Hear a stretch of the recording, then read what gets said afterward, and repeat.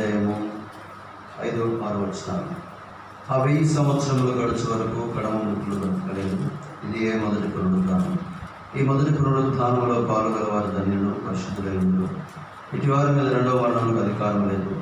వీరు దేవుడికి క్రీస్తునకును యాజకులై క్రీస్తుతో కూడా 1000 సంవత్సరములు చేయదు. అలాగే లూకా సువార్త 14వ అధ్యాయం 14వ వచనం చూద్దాం. 14వ అధ్యాయం. నీవు ప్రత్యుపకారం చేయటకు వారికి ఏమీ లేదు కనుక నీవు ధనుడవదు. నీతిమంతుల పునరుద్ధానమందు నీవు ప్రత్యుపకారం పొందు అని చెప్పను. అలాగే యోహాను సువార్త 5వ అధ్యాయము 28-29 వచనాలు చూద్దాం. 28-29. దీనికి ఆశ్చర్యపడబడి ఒక కాలం వస్తున్నది. ఆ కాలంలో ఆ సమాజంలో ఉన్న వారందరూ ఆయన శబ్దం విని మేలు చేసిన వారు జీవ పునరుద్ధానములను, కీడు చేసిన వారు తీర్పు పునరుద్ధానములను బయటకు వచ్చేదరు. కవి వారి భాగాలు దీవించినగా. మొదటిగా యోహాను రాసినటువంటి ప్రకటన గ్రంథంలో మరి పునరుద్ధానముల గురించి మనం జ్ఞాపకం చేస్తున్నాం. ఇలా మొదటి పునరుద్ధానము అని రాయబడినదంటే మరలా రెండవ పునరుద్ధానం కూడా ఉందని అర్థం. కాబట్టి భూమి మీద కొన్ని విషయాలు రెండు జరుగుతూ ఉంటాయి. ఒకటి ఏమిటంటే మరి మొదటి జన్మ, రెండో జన్మ, రెండు జన్మలు ఉన్నాయి. కాబట్టి మొదటి జన్మేమో మనం మనుషులందరిగా భూమికి పుట్టినాం తల్లి గర్భంలో వచ్చి. అయితే రెండవ జన్మ నీటి మూలంగా, ఆత్మ మూలంగా తిరిగి జన్మించిన జన్మ. మనము ప్రభు దయాలను చూసినప్పుడు కొత్తగా జన్మించిన శిష్యులను పోలిన వారిలో అవుతున్నాం. రెండవ జన్మ ఆత్మీయమైన జన్మ. కాబట్టి రెండు జన్మలు ఉన్నాయి. అయితే మరి రెండు మరణాలు కూడా ఉన్నాయి. రెండు జన్మలు ఉన్నట్టుగానే రెండు మరణాలు కూడా ఉన్నాయి. కాబట్టి రెండు మరణాలు ఏమిటంటే, ఒకటి మరి అందరికీ వచ్చేటువంటి భౌతిక సంబంధమైనటువంటి మరణం. అందరూ పొందుతారు, మనం కూడా పొందుతాం. మరణం తర్వాతే మనము దేవుడి రాజ్యంలోకి వెళ్తాం. తర్వాత రెండో మరణం ఏంటంటే ఇది పాతాళ మరణం అండి. ప్రకటన గ్రంథంలో లేకపోతే వచ్చినది మరి 20వ అధ్యాయంలోనే 14 వచనం అనుకుంటా. చూడండి, మరణంలో మృతుల లోకమును అగ్నిలో వేయబడిన ఈ అగ్నిలో రెండవ మరణం. కాబట్టి రెండవ మరణం ఉందంటే పాతాళంలో పడే జీవితం. తర్వాత మరి రెండు పునరుద్ధానాలు ఉన్నాయి. మొదటి పునరుద్ధానం ఉంది, రెండవ పునరుద్ధానం. మొదటి పునరుద్ధానంలో పరిశుద్ధులైన వారు, నిర్దోషులైన వారు, ఏర్పరచబడిన వారు, నీతిమంతులైన వారు 1000 సంవత్సరాల పరిపాలన వరకే లేపబడతారు. రెండవ పునరుద్ధానం ఉంది. అప్పుడు మరి పరిశుద్ధులు లేపబడతారు, పాపులైన వారు లేపబడతారు. రెండవ పునరుద్ధానం అప్పుడు మనుషులందరూ వారి వారి యొక్క క్రియల చొప్పున తీర్పు పొందడానికి తీర్పు పునరుద్ధానంలోకి వస్తారు. కాబట్టి మొదటి పునరుద్ధానము, రెండవ పునరుద్ధానం. మొదటి పునరుద్ధానంలో పాల్గొలిగిన వారు ధన్యులని రాబడించింది. అలాగే రెండు లోకములు ఉన్నాయి. ఒకటి పరలోకం ఉంది, రెండు పాతాళం ఉంది. కాబట్టి భూమి మీద మనము గతించిపోయిన తర్వాత ఎన్నో చూడండి. భూమి మీద ఒక మరణము, ఇలా మరి రెండు జన్మలు ఉన్నట్లయితే మనం ధన్యులం. కాబట్టి రెండు జన్మలు అంటే తిరిగి జన్మిస్తే ఒకటే మరణం పొందుతాం, తప్పించుకునే అవకాశము ఉంది. ఒకటే మరణము పొందుతాం, అందరికి వచ్చే మరణము. రెండో మరణంలో మనం పాల్గొన్నాం. తిరిగి జన్మిస్తే మరి పరలోక రాజ్యం వెళ్తాం, రెండో రాజ్యం పాతాళంలోకి వెళ్ళాం. తిరిగి జన్మిస్తే రెండవ పునరుద్ధానంలో ఉంటాం, మొదటి పునరుద్ధానంలోనే ఉంటాం, పరిశుద్ధంగా నిర్దోషంగా ఉంటాం. కాబట్టి ఇప్పుడు మనం మొదటి పునరుద్ధానంలో పాల్గొలిగిన వారు ఉండాలంటే మనం గతించిన వారు నేర్చుకున్నాం పరిశుద్ధులై ఉండాలని. కాబట్టి ఆ పునరుద్ధాన బలం ఎరిగే వారం ఉండాలి. ఆ పునరుద్ధాన బలం ఎరిగిన మనము పరిశుద్ధంగా జీవించడానికి ఏవేవైతే లాభకరమైన ఉన్నాయో వాటన్నింటినీ పెట్టతో సమంగా ఇచ్చుకొని నష్టపరుచుకొని మనం ఈ లోకంలో పరిశుద్ధంగా వాక్యం ద్వారా, రక్తం ద్వారా, ఆత్మ ద్వారా ఎల్లప్పుడూ కడగబడుతూ పరిశుద్ధపరచబడిన అనుభవంలో ఉంటూ ప్రభు కొరకై పరిశుద్ధంగా జీవించాలని నేర్చుకుంటూ వచ్చాం. రెండోది గమనించేది పిల్లరా, ఈ మొదటి పునరుద్ధానంలో పాల్గొలిగిన వారు ఎవరంటే నీతిమంతులు. కాబట్టి ఈ నీతిమంతుల పునరుద్ధానంలో వారు చేసిన మేలుని బట్టి వారికి మరణం మేలు జరిగిందట, ప్రత్యుపకారం పొందాట. అందుకనే యోహాను సువార్తలో అంటాడు, మరి కొందరు లేపబడతారు. అయితే మేలు చేసిన వారు ఉన్నారు, కీడు చేసిన వారు ఉన్నారు. మేలు చేసిన వారు జీవ పునరుద్ధానానికి వెళ్తారు, ఇదే నీతిమంతుల పునరుద్ధానం. కీడు చేసిన వారు తీర్పు పునరుద్ధానం కాదు, ఇది పాపుల కొరకై మరి రెండవ పునరుద్ధానం. కాబట్టి మరి రెండవ పునరుద్ధానంలో పాపులైన వారు వారి యొక్క క్రియలను బట్టి తీర్పు పొంది మరి హేయులు అవుతారు. దానిల గ్రంథంలో చూస్తే ఇంకొంచెం స్పష్టంగా ఉంటుంది. దానిల గ్రంథంలోకి రండి, 12వ అధ్యాయం 2వ వచనం చూస్తే పిల్లారా, అక్కడ కొందరు నిత్య జీవం కొరకు మరియు సమాధులలో నిద్రించుతున్న అనేకులు మేలుకొనదు. కొందరు నిత్య జీవం అనుభవించుటకును, కొందరు నిద్ర పాల్గొనటకును, నిత్యముగా హేయులొకటకు మేలుకొనదు. సమాధులను నిద్రించిన వారు అనేకులు మేలుకుంటారట. అయితే కాబట్టి ఆ మేలుకున్న వాళ్ళలో కొందరు నిత్య జీవం అట. ఎవరికి నిత్య జీవం అంటే నీతిమంతులకు నిత్య జీవం, పరిశుద్ధులకు నిత్య జీవం, దేవుని యాజకులకు నిత్య జీవం, రాజులైన యాజక సమూహం పరిశుద్ధ జనాంగముకు నీతిమంతులైన వారికి నిత్య జీవం ఉంది. కాబట్టి వీళ్ళు ఏం చేస్తే నీతిమంతులు అంటే మేలు చేస్తే నీతిమంతులుగా ఉంటాము. మేలు చేసిన వారట నీతిమంతులతో సమానం. కీడు చేసిన వారు నీతిమంతులు కాదు. కీడు చేసిన వారు దేవుణ్ణి ఎరగని వారట. రండి యోహాను పత్రిక. కాబట్టి మేలు చేసేవారు దేవుని సంబంధి. 3వ పత్రిక 11వ వచనంలో ఈ రీతిగా రాయబడతా. కాబట్టి చెడు కార్యములు కాక మంచి కార్యం అనుసరించి నడుచుకోను. మేలు చేయవాడు దేవుని సంబంధి, కీడు చేయవాడు దేవుణ్ణి ఎరిగినవాడు కాదు. కాబట్టి దేవుణ్ణి ఎరిగిన వారు మేలు చేసేవారు. దేవుని మనం ఎరిగాం అనగా దేవుని సంబంధం. మనం ప్రభు దయాళుడని రుచి చూసి మనము ఎరిగినాం. రుచి చూసి తెలుసుకున్నాడు ధన్యుడు. మనం ఆయన ఎరిగాం. ఆయన మనల్ని మొదట ఎరిగాడు. మనం ఆయన ఆ తర్వాత ఆయన మనం ఎరిగినాం. ఆయన ప్రత్యక్షతలో ఆయన మనకు బయలుపరిచాడు. నేను మీ రక్షకుడని, మీ దేవుడిని, మీ ప్రభునని, మీ కొరకు చనిపోయిన వాడిని ప్రభు మనకు బయలుపరిచాడు. ఆత్మ ద్వారా బయలుపరిచాడని తెలుసుకున్నాం. ఇప్పుడు ఆ రక్షణ ద్వారా మనం దేవుడు ఎవరో తెలుసుకున్నాం. సృష్టికర్త అయిన దేవుడిని, రక్షణకర్త అయిన దేవుడిని తెలుసుకున్నాం. దేవుణ్ణి ఎరిగిన మనము పిల్లరా మేలు చేసే వారంలో ఉండాలట. మేలు చేయవాడే దేవుని సంబంధి, కీడు చేయవాడు దేవుణ్ణి ఎరిగిన వాడు కాదు. దేవుణ్ణి ఎరగని వారు తీర్పు పునరుద్ధరణకు వెళ్తారు. కీడు చేసిన వారు అన్నమాట. వీళ్ళందరూ కీడు చేస్తారు, తీర్పు పునరుద్ధరణకు వెళ్తారు. కీడు చేసిన వారు తీర్పు పునరుద్ధరణకు, మేలు చేసిన వారు జీవ పునరుద్ధరణకు వెళ్తారు.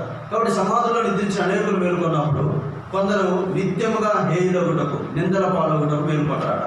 ఎవరయ్యా వీళ్ళంటే ఎవరికి నింద వస్తుంది చెప్పండి? కీడు చేసిన వాడికే నింద. కీడు చేసిన వాడే హేయం, వీడండి దుర్మార్గుడండి అని మనం అంటాం. మనం కీడు చేసిన వాళ్ళు అంటాం. మనం మేలు చేసి మనం కీడు చేసాడండి, వాడి పేరు అర్థమాకండి, వాడు మంచివాడు కాదండి, వాడిని అసహించుకుంటాం, వాడి పేరు అర్థమాకండి అంటా ఉంటాం. కాబట్టి నిందిస్తాం. నిందల పాలొకటకు, నిత్యముగా హేయులొకటకు. మనం నిందిస్తే పర్వాలేదు, దేవుడు నిందిస్తాడు. మీరెవరో ఎరగను ఓ అంటాడు. తర్వాత ఉమ్మి వేస్తాడట. ప్రకటన గ్రంథంలో చూస్తే ఆ మాటలు ఉంటాయి.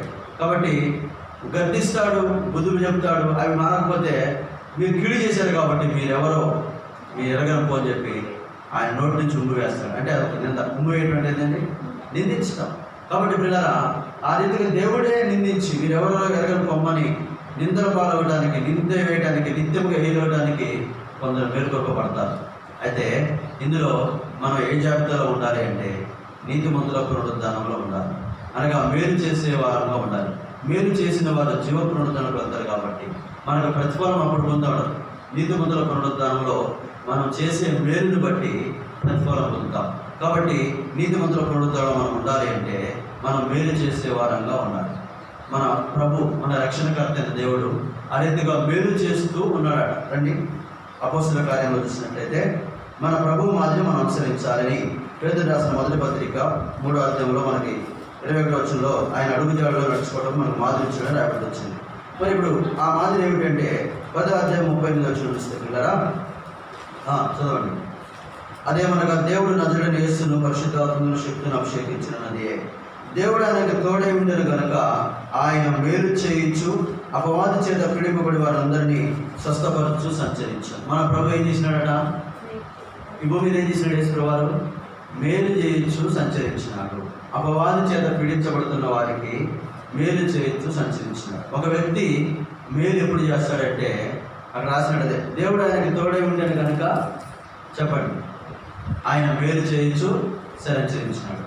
దేవుడు ఎవరికి తోడు ఉంటాడంటే ఇదే యోహాను సువార్త 8వ అధ్యాయం చదవండి ఒకసారి. 29వ వచనం చూస్తే యోహాను సువార్తలో మరి 8వ అధ్యాయం 29వ వచనంలో ప్రభువే చెప్తున్నమాట.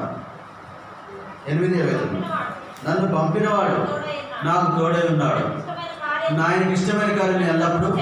మరి యేసు ప్రభువు ఎల్లప్పుడూ ఆయనకి ఇష్టమైన కార్యం చేస్తూ ఉన్నాడు. మనం కూడా పిల్లరా మరి మన దేవునికి ఇష్టమైన కార్యం చేస్తే దేవుడు మనకు తోడైపోయాడు. దేవుడు మనకు తోడై ఉంటేనే మనం మేలు చేస్తాం. దేవుడు మనకు తోడు లేకపోతే మనం ఏం చేస్తాం? ఇంకోటి ఉంటాడు మన తోడు. దేవుడు ఎవరికి తోడు ఉండడో వాళ్ళకి ఇంకొకటి తోడు ఉంటాడు. వాడే సాధారణంగా వాడు ఎవడంటే కీడు చేసేవాడు, వాడు అపవాది. అందుకనే కీడు నుంచి మమ్మల్ని తప్పించంటే సాతాను గారు చేసేదంతా కీడే. సాతాను గారు కీడు చేస్తాడు, దేవుడు మేలు చేస్తాడు. దేవుడు ఏ వ్యక్తికైతే తోడు ఉంటాడో ఆ వ్యక్తి కూడా ఇప్పుడు ఏం చేస్తాడు? మేలు చేస్తాడు. దేవుడు ఏ వ్యక్తికైతే తోడున్నాడో ఆ వ్యక్తి జీవితంలో సాతాను ఉంటాడు కాబట్టి వాడు కీడు చేసేవాడు. కీడు చేయవాడు దేవుని సంబంధి కాదు, దేవుని ఎరిగిన వాడు కాదు. ఎవడు కీడు చేస్తాడంటే సామెతలో ఎవరితో వచ్చింది 16 పనికి మాలిన వాడు కీడు చేస్తాడు. పనికి మాలిన వాడు కీడు చేస్తాడు. కాబట్టి అంటే పనికి మాలిన పాపం దేవుని ఎరగినటువంటి వాడు, దేవుని ఎరిగి కూడా పాపంలో జీవిస్తున్నటువంటి వాడు పనికి మాలిన వాడు. జీవత్వంగా అంటాడు వాడు పనికి మాలిన అంటాడు. ఏంటంటే అంటాడంటే దేవుని నమ్ముకోవడం ఎటు చేయడం ఏంటంటే దేవుని నమ్ముకోవడం ఎటు మాట్లాడటం ఏంటి? తప్పుగా మాట్లాడినా తప్పు చేసినా కానీ పనికి మాలిన పనికి మాలిన అంటాడు. అంటే పనికి మాలిన వాడు ఏం చేస్తాడంటే కీడు చేస్తాడు. దేవుని ఎరిగిన వాడు కీడు చేయడు. వాడు ఏదో ఒక పనికి మాలిన వాడు అయితేనే, వాడు దేవుని ఎరగిన వాడు అయితేనే కీడు చేస్తాడు. కాబట్టి పిల్లల దేవుని ఎరిగిన మనము మన ప్రభు ఏం చేసినాడో అది చేయాలి. దేవుడు ఆయనకి తోడుండు కాబట్టి ఆయన మేలు చేయొచ్చు సంచరించాడు. ఎవరికి దేవుడు తోడుంటాడంటే ఇష్టమైన వారికి దేవుడు తోడు, ఆయనకి ఇష్టమైన కార్యం చేసిన వారికి దేవుడు తోడుగా ఉంటాడు. కాబట్టి మనము దేవునికి ఎల్లప్పుడూ ఇష్టమైన కార్యం చేస్తే దేవుడు మనకు తోడే ఉంటాడు. దేవుడు మనకు తోడై ఉన్నప్పుడే మనం మేలు చేయడానికి సాధ్యమైంది. లేదంటే మనలో స్వయం పనిచేస్తుంది. దేవుడు మనలో లేడనుకోండి, దేవుడు మనం ఎరగలేదనుకోండి, దేవుడు ఎరిగినట్టుగా ప్రవర్తించలేదనుకోండి, మన ద్వారా జరిగేది కీడే తప్ప మేలైతే జరగదు. కాబట్టి మనం ఏం చేయాలంటే ఎందుకు రక్షించబడ్డామంటే దేవుడిని ఎరగడానికి. దేవుడిని ఎరిగిన వాడు మేలు చేస్తాడు, దేవుడిని తెలుసుకున్నవాడు మేలు చేస్తాడు. దేవుడు మనకు తోడైనాడు కాబట్టి మనం మేలు చేస్తూ, మరి ఈ లోకంలో కూడా చాలామంది అపవాది చేత పీడించబడుతున్న వారు ఉన్నారు. వారికి కూడా మనం మేలు చేయాలా, వారికి కూడా రక్షణలో నడిపించాలా, వారికి కూడా రక్షణ స్వార్థ పఠించాలా, వారిని కూడా ప్రేమించాలా, క్షమించాలా. ఇదే మనం చేసే మేలు. అందుకనే నువ్వు మేలు చేయము, అప్పుడు నీతిమంతుల పునరుద్ధానంలో నీకు మేలు చేపడతా ఉంది, నీకు ప్రతిఫలం పొందుతూ ఉండవని దేవుని వాక్యం సెలవిస్తూ ఉంది. కాబట్టి ఇప్పుడు మనం ఏం చేయాలంటే పిల్లరా మేలు చేసేవారం ఉండాలి. ఎందుకంటే ఈ లోకంలో భయంకరమైన దినాల్లో మనం ఉన్నాం. రోమపత్రిక చదవండి ఒకసారి 3:12 చూస్తే రోమపత్రికలో మరి మనకు ఒక హెచ్చరిక ఉంది. చదవండి 3:12. అందరూ త్రోవ తప్పి ఏకంగా పనికిమాలినవారేది. చూడండి ఇప్పుడు అందుకని పనికిమాలినవాడు కీడు చేస్తూ ఉన్నాడు. అందరూ పనికిమాలినవారు అంటే లోకంలో అందరూ పనికిమాలినవారుగా ఉన్నారు. మేలు చేసేవాడు ఒక్కడు కూడా లేడు. ఇప్పుడు మనం ఏం చేయాలి చెప్పండి? మనం కూడా పనికిమాలిన కావాలా? ప్రభు మన పనికిమాలిన వారిగా ఉంటారు రక్షించదు. ఒకప్పుడు పనికిమాలిన వారు, ఒకప్పుడు మన స్థితి దేవుడు ఉండొచ్చు. అయితే ఇప్పుడు మనం పనికిమాలిన వారం కాదు, ప్రభు చేత ఎన్నుకొనబడిన వారు, ప్రభు చేత ప్రేమించబడిన వారు, ప్రభు చేత పిలువబడిన వారు, ప్రభు చేత రక్షించబడిన వారు, ప్రభు చేత క్షమించబడిన వారు, ప్రభు చేత పిల్లరా మనం కూడా మేలు అనుభవించిన వారు. అంతే కదండి. దేవుడు మనకి ఎన్నో మేలు ఇచ్చి ఇప్పుడు దాకా మనం ఆరాధిస్తూ వచ్చినాం. మన కొరకు భూమిని సిద్ధపరిచినాడు, మనల్ని సిద్ధపరచుకున్నాడు, దాని కొరకని మనకి రక్షణ సిద్ధపరిచినాడు. ఇంకా ఎన్నో ఉన్నాయి మేలులు దేవుడు. అందుకని ఆయన చేసిన మేలులు వర్ణించడానికి మనకు చాలదు, నాలుగు చాలదు. కాబట్టి ఎన్నో మేలులు చేసిన దేవుడికి పిల్లరా మనము కూడా ఈ భూమి మీద దేవుడిని బట్టి మేలు చేస్తూ మనం జీవించాలి. మన ప్రభు మనకు ఎన్నో మేలు చేశాడు. ఆయనకి కృతజ్ఞత కలిగి జీవించడం ఏంటంటే మనం కూడా ఆయన చేసిన మేలుల వలె మనం కూడా ఇతరులకు మేలు చేస్తూ ఉండాలి. ఎందుకంటే అందరూ పనికిమాలిన వారైనా ఇంకా అందరూ కీడే చేస్తారు. పనికిమాలినవాడు ఏం చేస్తాడు చెప్పాక కీడే చేస్తాడు. అయితే పరిశుద్ధులైన వారు మొదటి పునరుద్ధరణలో పాల్గొన్నారు ఎవరండి? పరిశుద్ధులు. ఈ పరిశుద్ధులు ఏం చేయాలంటే మేలు చేయాలి. పనికిమాలినవాడు కీడు చేస్తే మనం ప్రభు చేత క్షమించబడ్డాం కాబట్టి, మనం పరిశుద్ధపరచబడ్డాం కాబట్టి, ప్రభు ఆత్మ చేత ప్రభు మనం పరిశుద్ధపరిచినాడు కాబట్టి ఇప్పుడు మనం మేలు చేస్తూ జీవించాలి. కాబట్టి సహోదరులారా రండి, తెస్సలోనికీయులకు రాసిన పత్రికలో అంటాడు 2వ పత్రిక 3వ అధ్యాయము 13వ వచనం. 2వ పత్రిక సహోదరులారా మీరైతే మేలు చేయుటలో విసుగవద్దు. సహోదరులు చెప్తున్నాడు. అనగా సహోదరులు అంటే దేవుని రక్తం చేత కడగబడిన ఒక ఉదరం నుంచి ఉదరం అనగా దేవుని ఉదరం నుంచి మరి కాల్చబడినటువంటి చిందించబడిన రక్తం ద్వారా కడగబడినటువంటి విశ్వాసంగా మనం అందరం అంటే ఒక తండ్రి పిల్లలం. దేవుడు మనకు తండ్రి, మనమందరము ఆయన పిల్లలం, విశ్వాసంగా మనం ఉన్నాం. కాబట్టి సహోదరులారా అనగా విశ్వాసంగా మనకు చెబుతున్నాడు, సహోదరులారా మీరైతే ఏం చేయండి, మేలు చేయడంలో విసుగవద్దు. మేలు చేయడానికి ఎందుకు విసుకొచ్చింది అంటే ఒకసారి మనం ఒకటి మేలు చేసింది, వాడు ఏం చేస్తాడు, కీడు చేస్తా ఉంటాడు. మరలా మేలు చేస్తున్నాం, మరలా కీడు చేస్తున్నాం, మరలా మేలు చేస్తున్నాం, మరలా కీడు. అప్పుడు ఏమొచ్చిందండి? విసుగు వచ్చింది. సంఘంలో మనం ఉన్నాం, ఒకరు మేలు చేసుకుంటూ పోతాం. అయితే వాళ్ళు మనం కీడు చేసుకుంటూ వస్తారు. కొంతమంది ఉంటారు పనికిమాలను ఉంటారు, పరిశుద్ధులు ఉంటారు. కాబట్టి పిల్లల పనికిమానుడు పని ఏంటంటే కీడు చేయటమే. ఫర్ ఎగ్జాంపుల్ చూస్తే దావీదు ఉన్నాడు, సౌలు ఉన్నాడు. దావీదు ఇశ్రాయేలుకి ఎంత మేలు చేసినాడంటే ప్రాణానికి తెగించి ఆ గొల్లియాతుతో పోరాటం చేసి యుద్ధంలో జయం పొంది ఇశ్రాయేలు దేవుడును నిరూపించి జీవగల దేవుడు తిరస్కరించిన వాటి తలను నరికి ఆ తలపట్టుకొని వచ్చి దేవాలయంలోకి వచ్చి సౌలుకు చూపించి పిల్లల మరి గొప్ప మేలు చేసినటువంటి ఆయనకి స్త్రీలు పాట పాడారండి. దావీదుకు 10,000 కొలదని పాట పాడాడు, సౌలుకు 1,000 కొలదని పాట. ఇప్పుడు సౌలులో పనికి మానవాడు పనిచేసినాడు. ఎవరు పనిచేసినాడు? సౌలు ప్రవక్తల్లో ఒకడే. సౌలు ప్రవక్తల గుణాలు ఉన్నాయి. ప్రవక్త అంటే పరిశుద్ధంగా ఉంటేనే ప్రవక్త. పరిశుద్ధ జీవితం జీవించినటువంటి వాడు, ఒకప్పుడు దాచబడినటువంటి వాడు. సామాన్య దాపలు నేను ఎంతతోనే నా కుటుంబం ఏర్పడింది, రాజు కావడం నేను ఎంతతోని, ఈ ప్రజలు కోరుకున్నారని నన్నని ఇలా దాచబడినటువంటి వాడు. ఆత్మీయతని ప్రవక్తని కనపరిచినటువంటి వాడు. మన ప్రవక్త దగ్గరికి వెళ్దామా, ఏదైనా కానుక తీసుకుని వెళ్దామని చెప్పినటువంటి వాడు. ఇలాంటి లక్షణాలు కలిగినటువంటి వాడు చివరికి ఎప్పుడైతే ఒక పాట అతనికి ఆ పల్లవి నచ్చల, చరణాలు ఎక్కడున్నాయో మనకు తెలియదు. ఇంక చరణాలు అంటే సౌలు రాసి ఉంటుంది కానీ పల్లవి సౌలు 1,000 కొలది, దావీదు 10,000 కొలది పాట పాడిస్తారు కదా. పల్లవే నచ్చలేదు మనకి. ఏంటి అశేఖమాడు ఏ విషయంలో గనుడు అని ఇతరులో ఒక పాపము స్వభావం వచ్చేసింది. అదే పనికి మనోడు కీడును తవ్వి పైకి లేపుతాడు. ఇప్పుడు కీడును తవ్వుతున్నాడు సౌలు. దావీదు విషయమే కీడు తవ్వాడు. కీడు తవ్వి పిల్లరా ఇక దావీదుకు కీడు తలపెట్టాలని ఆయన పరిగెత్తుతా ఉన్నాడు. ఇక దావీదు ఎక్కడ దొరికితే అక్కడ ఈట విసరడం చంపాలనుకున్నాడు. అయితే దావీదు దొరకలేదు, కానీ 2 సార్లు సౌలే దొరికినాడు. ఎవరైనా శత్రువు దొరికితే మేలు చేసి పంపిస్తారా చెప్పండి? మళ్ళీ సౌలే అంటున్నాడు ఈ మాట. ఆ సమూయేలు గ్రంథం మీరు చదవండి. మొదటి సమూయేలు గ్రంథం 24వ అధ్యాయంలో 26వ అధ్యాయంలో సౌలు 2 సందర్భాల్లో దావీదుకు దొరికిన సందర్భాలు. ఒకసారి యెహోవా అభిషేకించిన వాడిని నేను ఎలా చదువుతాను, ఆ నీళ్ళ కూడా ఈట తీసుకుని వచ్చినాడు. ఇంకోసారి వస్త్రం చెంగు కోసుకుని వచ్చినాడు. మనుషులు నొచ్చుకొని అదేనా చూడండి. మేలు చేసేవాడు ఏం చేస్తున్నాడు? ఈ పని చేయకూడదు. దీనికి యెహోవా అభిషేకించిన వాడు మానవ తర్వాత సంగతి చూడండి. ఆయన అక్కడ ఏం మాట్లాడుతున్నాడు? దేవుడు అభిషేకించిన వాడు. కాబట్టి దేవుని అభిషేకం ఉన్నవాడిని నేను చంపి నేను ఎలా నీతిమంతుని కాగలను, ఎలా పుణ్యాత్ముని కాగలను? కాబట్టి ఆయన ప్రవక్తను, ఆయన సేవకుడిని, ఆయన రాజును చంపితే నేను పాపినైపోతా, పనికిమాలిన అయిపోతానని తనలో తాను భయపడినవాడే, తనలో తాను పశ్చాత్తాపడి తనలో తను మార్పు కలిగిన వాడే. సౌలుకు కీడు చేయలే.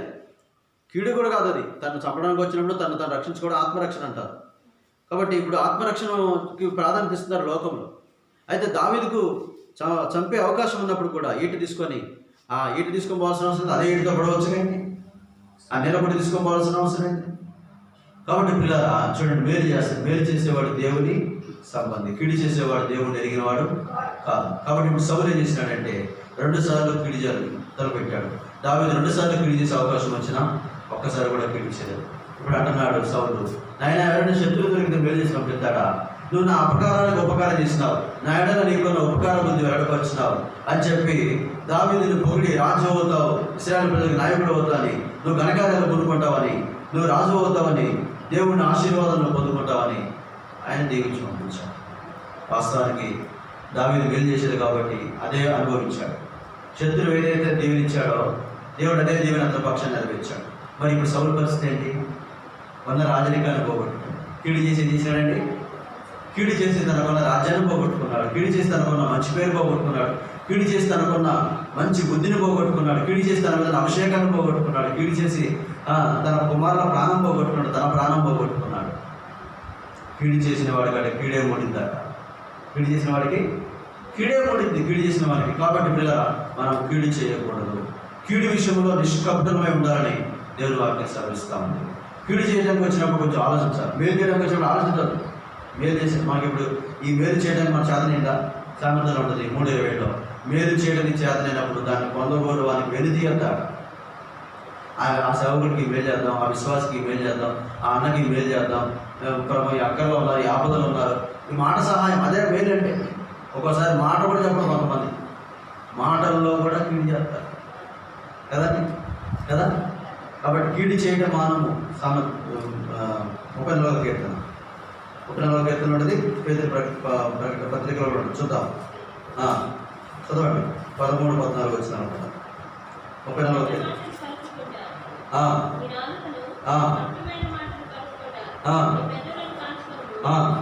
కీడు చేయడం అని మేలు చేయము. చూడండి, మాటల్లో ఏమన్నట్టు దానిపై అర్థం ఏంటంటే చెడ్డ మాటలు పలక మాకు అది కీడు. కపటం మాట చెప్పమాకు. కపటం అంటే యాకోబు వచ్చి నాన్న అన్నాడు. ఏశావు అనాల్సిన పలుకులు యాకోబు అంటున్నాడు, నాన్న నువ్వు అడిగిన మాసం తెచ్చింది నాన్న. ఎంత కపటం అంటే వేషధారణ, ఎంత మోసం.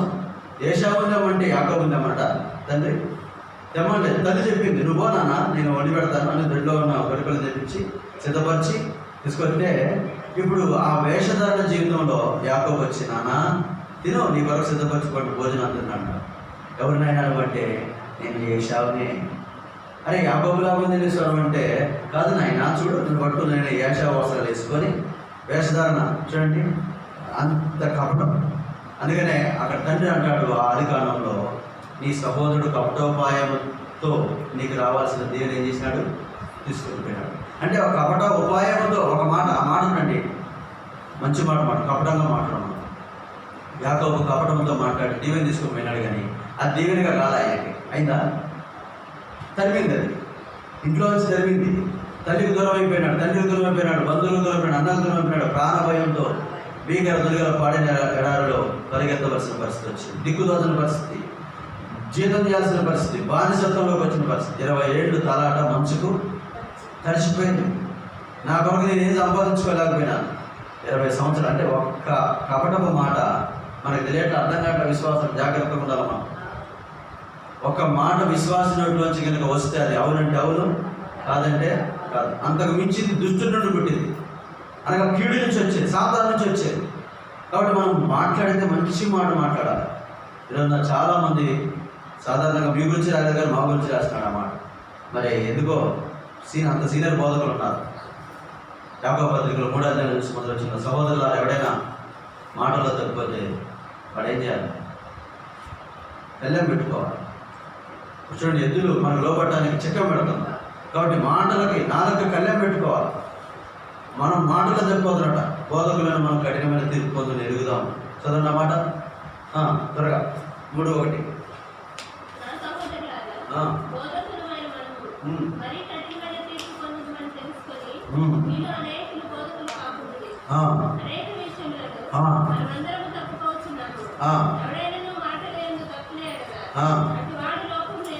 చూడండి పిల్లరా, మాటలు అనేక విషయాలు మనం తప్పిపోతాను అని ఏం చెప్తున్నాడు ప్రవక్త? ఆ దాసుడు సేవకుడు మాటలు ఎందుకు తప్పిపోతామని అర్థం. సేవకులకు సాధారణంగా మాటలతో తప్పే అవకాశం ఉంది. సేవకుల మాటలు మనం సాధారణంగా కనపరుస్తాం, సేవకుడు చెప్పాడు వింటామని. కానీ ఇదే సేవకుడు మాటలు తప్పిపోయే అవకాశము ఉంటుంది. అక్కడ పోయి ఒక మాట చెప్తాడు, ఇక్కడికి వచ్చి ఇంకో మాట చెప్తాడు. ఇదే మాట ఇది. తండ్రి కాడ చెప్పిన మాట ఒకటి, తల్లి కాడ చెప్పిన మాట ఒకటి, మామ కాడ చెప్పిన మాట ఒకటి, దేవుడి కాడ చెప్పిన మాట ఒకటి. మరి నువ్వు ఇన్ని చోట్ల ఇన్ని వేషాలు, అదే కపటోపాయం. దేవుడి దగ్గర నువ్వు ప్రభువా ఇన్ని తెలిసిన శివుడు తింటా ఉంటావు. ఆడికి వచ్చిన కదా ఆమె శిక్ష పెడతాడు, ఈమెకి వచ్చినప్పుడు ఈయనకి శిక్ష పెడతాడు, ఆడికి పోతే ఇంకో శిక్ష పెడతాడు. అసలు ఎక్కడ నిజం చెప్పడం? తండ్రి కాడ నిజం చెప్పడం, మామ కాడ నిజం చెప్పడం, భార్య కాడ నిజం చెప్పడం, ఎక్కడ చెప్పేది? కాబట్టి వీడు కీడు చేసేవాడు. కీడు చేయవాడు దేవుని సంబంధి కాదు, మేలు చేసేవాడే దేవుని సంబంధి. కాబట్టి బోధకులారా, మనం కఠినమైన తీర్పు ఉంది. మనం తప్పు చేస్తాం, తప్పు చేసింటే మాటల్లో తప్పిపోయే అవకాశం ఉంది. కాబట్టి యాకోబు తప్పిపోయినాడు, సౌలు తప్పిపోయినాడు, రకరకాల మనుషులు తప్పిపోతూ వచ్చినారు. మాటల ద్వారా మనం ఇతరులకు ఏమైందండి? మన మాట ద్వారా ఇతరులకు కీడు జరగకూడదు. అందుకని సమాధానం వెతికి దాన్ని వెంటాడు. మనం ఏదైనా ఇంటికి పోతున్నాడో ముందు చెప్పాల్సింది ఏంటంటే, ఆ ఇంట్లో ఉన్న వారికి ఏం చెప్పండి, ఆ ఇంట్లో ఉన్న సమాధానం చెప్పాలా, సమాధానకరమైన వాక్యం చెప్పాలా, సమాధానకరమైన సందేశం చెప్పాలా, సమాధానకరమైన మాటలు చెప్పాలా. అంతేగాని కొంపడు పెట్టకూడదు, అంతేగాని కీడు పెట్టకూడదు. అంతేగాని ఆ మాటలతో మనం ఏం చేయకూడదు? ఈ ఒక్కతో ఒక మాట, ఆనతో ఒక మాట మాట్లాడి తీరెదురు కొట్టుకోకూడదు. మనం బయటికి రాగానే ఏమైంది? ఆమె ఎంత ఉన్నంతసేపు గుసగుసలు ఆడుకుంటారో బయటికి పోగానే అది ఉడికిద్ది అనమాట. ఎసరు వచ్చినప్పుడు చూడండి పట్టుకోవడం ఉడుకుతూ ఉంటుంది. ఇంకా బయటికి పోగానే ఏమైంది? స్టార్ట్ అయిపోయింది రగడ. కాబట్టి పిల్లరా, మాటలు ఎంత తప్పే అవకాశం. యాకోబు తన మాటలను బట్టి 20 సంవత్సరాలు బాధపడవచ్చు. ఎందుకండి? తప్పునాక ఏం చేసినాడు పాపం? ఒక మాటే అబద్ధం అక్కడ, నేను ఏశావునే అన్న కపటం మాట. అంటే తన సహోదరునికి రావాల్సిన దీవెన తనకు వచ్చేట్టు చేసుకున్నాడు. కొంతమంది ఇంతే మాటల్లో ఏం చేస్తారంటే, ఇది ఎవరు చేశారు అంటే యెషయా కుమారుడు అంటే పోయాగా సౌలు. యెషయా కుమారుడికి వచ్చిన ఆ యొక్క ఘనతని ఒప్పుకోలేక యెషయా కుమారుడు ఏ విషయంలో గొప్పవాడని చెప్పేసి అరవటం అనుకుంటున్నారు. కొందరు మాటల ద్వారా కీడు తెచ్చుకుంటున్నారు, కొందరు మాటల ద్వారా సమాధానం మాట్లాడతారు, సమాధానపరుస్తారు. సమాధానపరిచేవారు ధన్యులు. వారు దేవుని కుమారుడు. దేవుని పిల్లలుగా మనం సమాధానాన్ని వెతకాలి. ఒక ఇద్దరికి వైరం వచ్చింది సంఘంలో, మనం సమాధానం పరచాలి, సమాధానకరమైన మాటలు చెప్పాలి. సేవకుడికి సంఘానికి సమాధానం, విశ్వాస విషయాల మధ్య సమాధానం, భార్య భర్తల మధ్య సమాధానం, అన్నదమ్ముల మధ్య సమాధానం, తోడుకోవడం మధ్య సమాధానం, అత్తగొడల మధ్య సమాధానం. ఇవన్నీ పక్క మీద మన ఏదైనా ఒకటి మతం పెట్టుకున్నాం, పేరే క్రైస్తవుడు పేరు పెట్టుకున్నాం, కానీ బతుకుల్లో ఏమన్నా ఇన్ని వాక్యాలు చెప్తున్నా కానీ పిల్లరా ఎందుకో మనిషి ఇంకా కపటం, కీడు మాటల ద్వారా. అసలు మాటలు మారాలి, మేము మారాల్సింది ఏంటంటే అసలు మన బ్రతుకు మారిందని ఏం చెప్పింది? మన మాటలే చెప్తారు. ఈ మనిషి మారినాడని ఆ వ్యక్తి మాట్లాడే మాటను బట్టే చెప్పవచ్చు. హృదయం నిండి ఉన్నదాన్ని బట్టి. ఇప్పుడు యేసు వారు ఏం మారుస్తారు? మరి హృదయాన్ని మారుతారా, మతం మారుస్తాడా? చెప్పండి. మనం మార్చేది ఏంటండి? హృదయమే. హృదయం మారింది అనుకోండి, నోట్లో నుంచి మాటలు కూడా హృదయంలో కపటం, హృదయం నిండా మార్చుకోవడం, చదువుకోండి. దురాలోచన, నరహత్యలు, వ్యభిచారం, దమతలు, కృత్యములు, కామ వికారములు, మత్సరములు, దేవదూషణ, అహంభావం, అవివేకి, చెడ్డవన్నీ ఒక్క చెడు మాట ద్వారా హృదయంలో చూస్తే అది కీడు చేస్తే ఇతరులకు కీడు చేసే మాటలు మన హృదయంలో పెట్టుకొని ఇతరులకు కీడు కల్పించాలని మనం మాట్లాడితే పిల్లరా అది మనకే కీడు చేయడానికి కీడే మూడింది, మనకే మూడింది. అది 20 ఏళ్ళు కలిపింది మనల్ని, నెమ్మదించదు. తల్లికి దూరమే, తండ్రికి దూరమే, అన్నకి దూరమే. ఏమండి దిక్కు పెళ్ళికి కూడా వచ్చింది బాగోదులే. ఆ యాకోబు పెళ్ళికి వచ్చారు వాళ్ళ అమ్మ, వాళ్ళ అన్న వచ్చాడు. వాళ్ళ అన్న ఎన్ని పనులు చేసి పెట్టాలా? మా తమ్ముడు పెళ్ళండి, చివరి పెళ్ళండి, చిన్న పెళ్ళి చిన్నోడండి అని అందరికి పెట్టి కబుర్లు పెట్టాల్సింది పోయి ఎవరికి దెబ్బ పెట్టకుండా దొంగసాటు రాత్రి పెళ్లి చేసుకుంటాం. ఏమండి అక్కడ మోసం బయటపడిపోయింది. కాబట్టి కీడు చేసేవాడికి కీడే, మేలు చేసేవాడు దేవుని సంబంధి. మన మొదటి పునరుద్ధరణలో పాలు పొందవలసిన వారుగా ఉన్నాం. ఆ నీతి మంతుల పునరుద్ధరణ మనం పాలు పొందినప్పుడు మనకు మేలు జరుగుతుంది. ఇక్కడ మేలు చేసి చచ్చిపోతే మేలు చేసిన వారు జీవ పునరుద్ధరణలోకి వస్తారు. ఆ జీవ పునరుద్ధరణ నీతి మంతుల పునరుద్ధరణ. ఈ నీతి మంతుల పునరుద్ధరణలో మనకు మేలు కలిగింది. కాబట్టి పిల్లల సహోదరులారా మీరైతే ఏం చేయండి? మేలు చేయడంలో విసుకోవద్దు. మనం కీడు చేయడానికి వెనకడికి వేయాలి, మేలు చేయడానికి ముందుకు రావాలి. ఎవరు పొందబోతున్నా వాడికి మేలు చేయాలి, విసుకుపోవద్దు. ఒకవేళ మనం కీడు చేస్తారు అయినప్పుడు కూడా మనం ఏం చేయాలండి? మేలు చేయాలి. మేలు చేస్తూ మనం జీవితకాలం అంతా సంచరిస్తూ ఉండాలి. ఎవరికి మేలు చేయాలో కొంచెం చూద్దానండి. గలతీ పత్రిక 6వ అధ్యాయం, గలతీయులకు రాసిన పత్రిక 6వ అధ్యాయం 9వ వచనం, 9, 10 వచనం. మనం మేలు చేయండి ఎందుకు విసుకకు ఎందుకు? మనం అనేక మేలు చేస్తామా తగిన కాలమందు పంట కోతుము. కాబట్టి తర్వాత చెప్తామని. కాబట్టి ఇప్పుడు ఇందాక ఏం చెప్పాడు? సహోదరుల మీరైతే మేలు చేయడంలో విసుకవద్దు. మనం మేలు చేయడం అలాగే ఉందాం, విసుకుపోవద్దు. విసుకకు మేలు చేస్తే తగిన సమయం మీద ఏముంటాడు? అది పంట ఉంది. ఏం పంట? మేలు చేసిన వారు జీవపు పునరుద్ధరణ. మనకు ప్రతిఫలం అంటే తర్వాత మనం పంట పోగొట్టు తర్వాత చెప్తాం మీకు. ఏమి మనం మేలు చేసి మనకు వచ్చేది ఏంటో అవన్నీ ప్రభు మనకు చెప్తాడు. కాబట్టి ఈ లోకంలో ఉన్నప్పుడు మన సహోదరులకు ఏం చేయదు? సహోదరులారా చదవండి కింద మాట. కాబట్టి మనకు సమయం దొరికిన కొలది అందరి ఎడల విశేషముగా విశ్వాస గృహమునకు చేరినవాడు. అందరి ఎడలా మేల్చాడు. అందరికి చేయడం మనకు సాధ్యం కదా. అందరు అన్నప్పుడు అందులో ఇంకొక ముందుంటారు. 2 లూకా సువార్త 6వ అధ్యాయం 27 వచ్చిన అందరిలో ఉన్న కొందరు 6:27.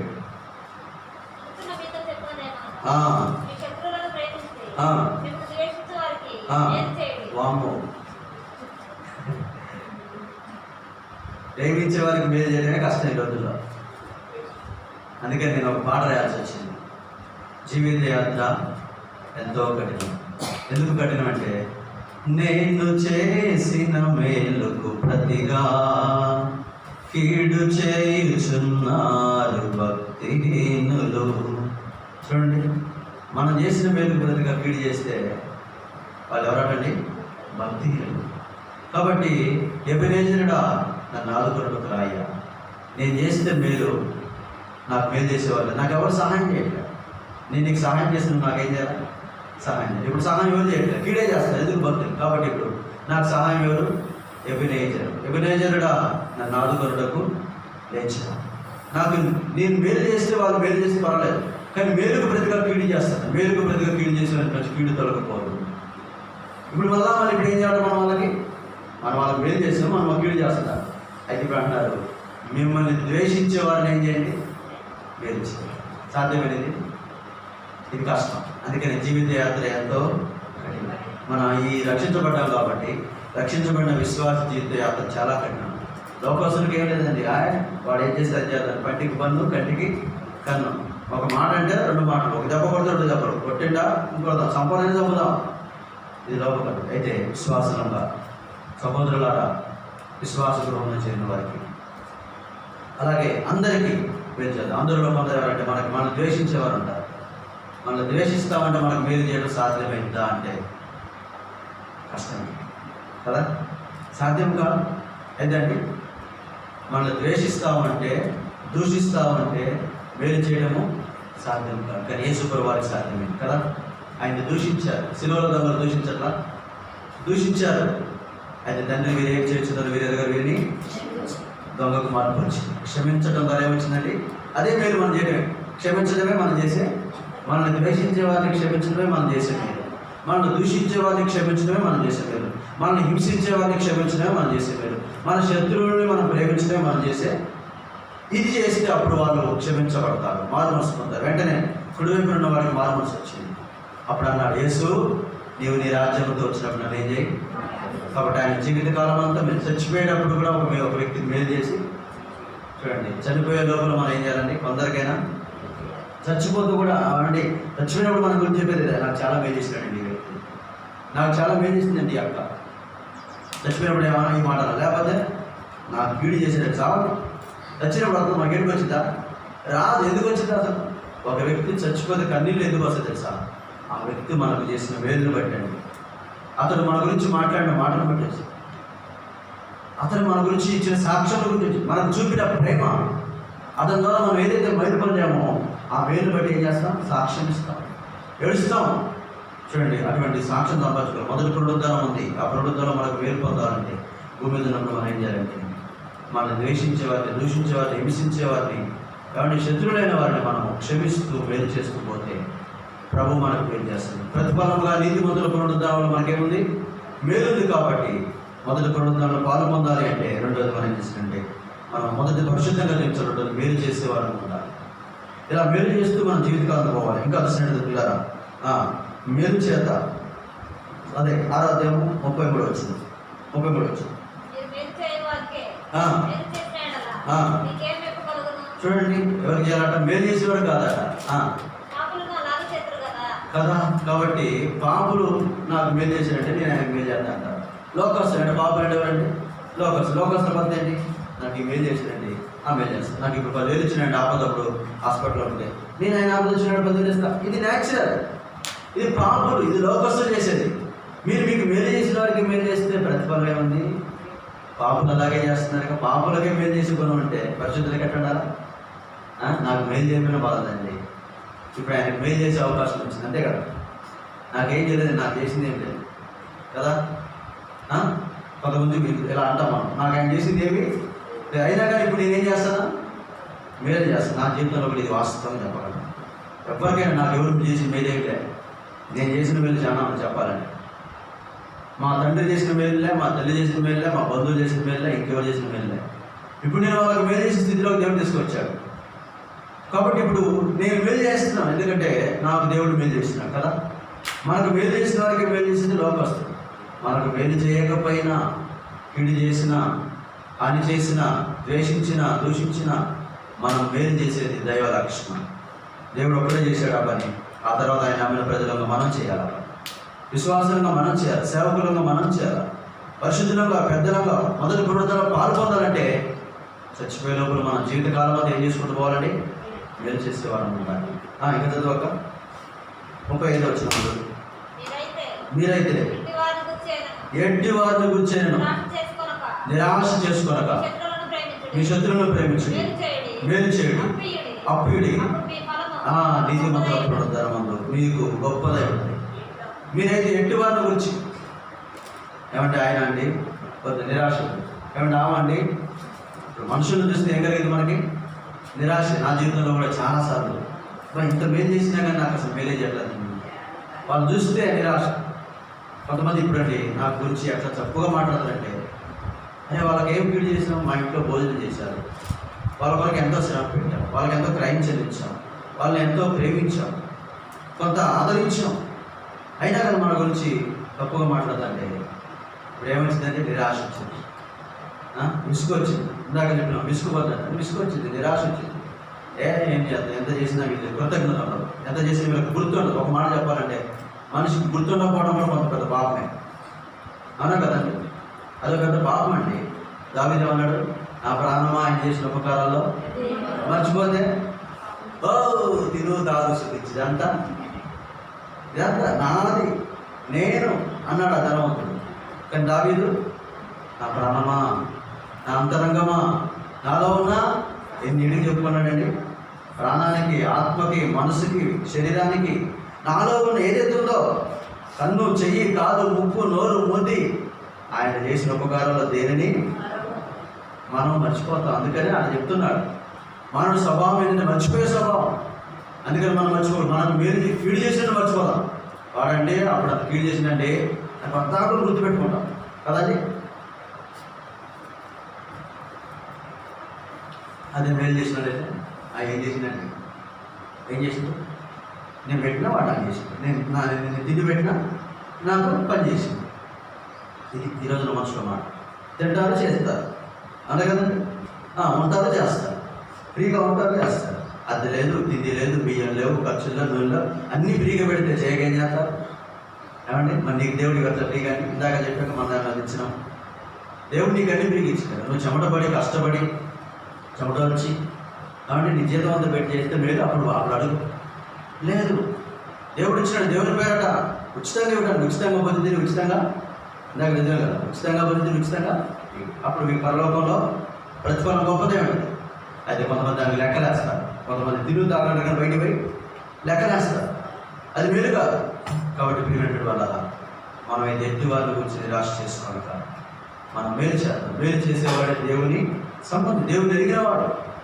కీడు చేసేవాడు దేవుని సంబంధి కాదు, దేవుని ఎరిగినవాడు కాదు. దేవుని ఎరిగిన మనం ఈరోజు ఒకరికొకరికి సహోదరుల విశ్వాస గృహంలో, ఆ తర్వాత చూడండి విశ్వాస గృహంలోకి చేరిన వారు కూడా, అంటే సంఘంలో మనందరం చేరుతున్నాం. విశ్వాస గృహం ఇది మన విశ్వాసానికి గృహం, ఇల్లు ఇది మన ఇల్లు. అది ఇది విశ్వాసానికి గృహం, దేవుని మందిరం అంటే విశ్వాస గృహం. ఈ విశ్వాస గృహంలోకి చేరిన వారిలో కూడా ఏం చేయాలట, ఆ అక్కకి ఎంత మేలు చేసినా మర్చిపోయిందన్నా, మరి మర్చిపోదు, మనం ఏం చేస్తే నిరాశ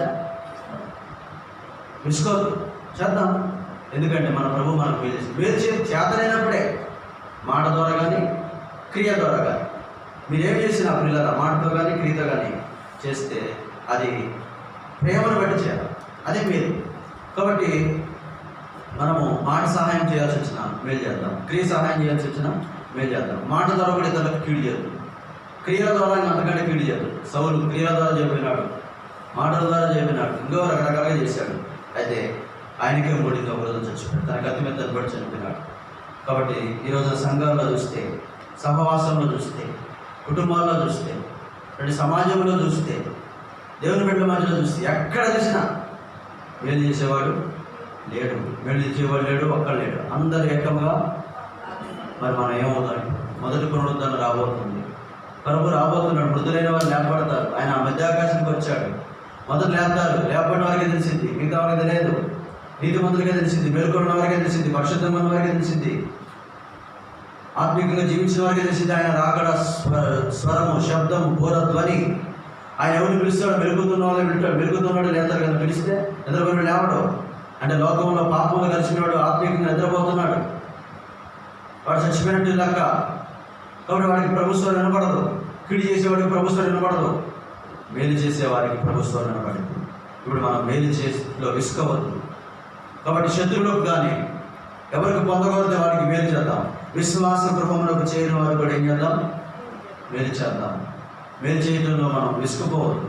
అప్పుడు తగిన కాలం ఏం చేస్తామంటే పంట కోస్తాం. మేలు చేసిన వారికి తగిన కాలం అంటే మొదటి పునరుద్ధానంలో మనకి మేలు చేసిన వారు జీవ పునరుద్ధానంలోకి వెళ్తారట. అది కావాలి మనకి చాలు. ఈ భూమి మీద ఎంతకాలం బతికినా నిత్య జీవం మీద మనకి ఇక్కడ లేదు. చిరంజీవులు ఎవరు లేరు, చిరకాలం ఉండేవారు ఎవరు లేరు. మనం ఈ లోకం విడిచిపెడతాం. ఈ లోకం విడిచిపెట్టినప్పుడు వెళ్ళిపోయే రాజ్యం ఉంటుంది, 2 రాజ్యాలు. ఒకటి తీర్పు పునరుద్ధానంలో కీడు చేసిన వారికి పాతాళం, అగ్నిగుండం, ఇది 2వ మరణం. ఇక్కడ మేలు చేసిన వారికి జీవ పునరుద్ధానం, నిత్య జీవం ఉంది. అక్కడికి వెళ్ళాలా? అక్కడికి వెళ్ళినప్పుడు పిల్లరా మనకు మేలు ఉంది. మనం ఈ భూమి మీద చేసిన ప్రతి మేలుకు 2 బంధకాల్లో పడి నీవు నిరీక్షణ కలిగిన వాళ్ళ మీ కోటలు మరలా ఏం చేయండి? ప్రవేశించండి. మీకు 2 ఇక్కడ ఉన్నాయి మేలు, ఇక్కడ హెచ్కెల్ 36:11 అధిక మునుపటి కంటే అధికమైన మేలు. ఇప్పుడు మనం మేలు చేస్తాం, మునుపటి కంటే మనకు అధికమైన మేలు ఇస్తాడు. మనం పరలోకం వెళ్ళిన తర్వాత 2 మేలు చేస్తాం. భూమి మీద ఏదైతే చేసాం దానికి 2. ఇంకో మాట చెప్పాలంటే 100 కూడా ఉండొచ్చు కదండి. 100 ప్రతిఫలం పొందుతాం మనం. కాబట్టి 100 ఇస్సాకు ఆశీర్వదించబడ్డాడు. మనం కూడా ఇస్సాకు ఏం చేసినాడు? ఆ గెరారులో కాపురం ఉన్నప్పుడు ఫిలిష్తీయులు వచ్చి మన్ను పోసారు, బావులు మన్ను పోసారండి. మన బతుకులో మన్ను పోసిన వాళ్ళకి మనం క్షమించగలమా? చెప్పండి. మన బతుకులో కొంతమంది మన్ను పోతారు, మన సాక్ష్యం మీద మన్ను పోతారు. బావి అంటే రక్షణ మన రక్షణ మీద వాడండి. రక్షించబడిన విశ్వాసేనండి. వాడి రక్షణలే మారు మనసులే అంటే నిత్య జీవ బావులు ఉంటాయి, సమాధాన బావులు ఉంటాయి, రక్షణ బావులు ఉంటాయి, ఆనందకరణ బావులు ఉంటాయి. మన బావులు అంటే మన సాక్ష్యం అంతా గుడిచేస్తారు మన్ను పోసి. చెడ్డ మాటలు బయటికి పోయి చెప్తా ఉంటారు. మరి ఎవరికి చెప్పాలి? వాళ్ళకి ఎవరికి చెప్పడం, నమ్మేటోళ్ళకి చెప్తారు, నమ్మడం నిజమా అని ప్రశ్నిస్తారు, వాళ్ళకి చెప్పడం.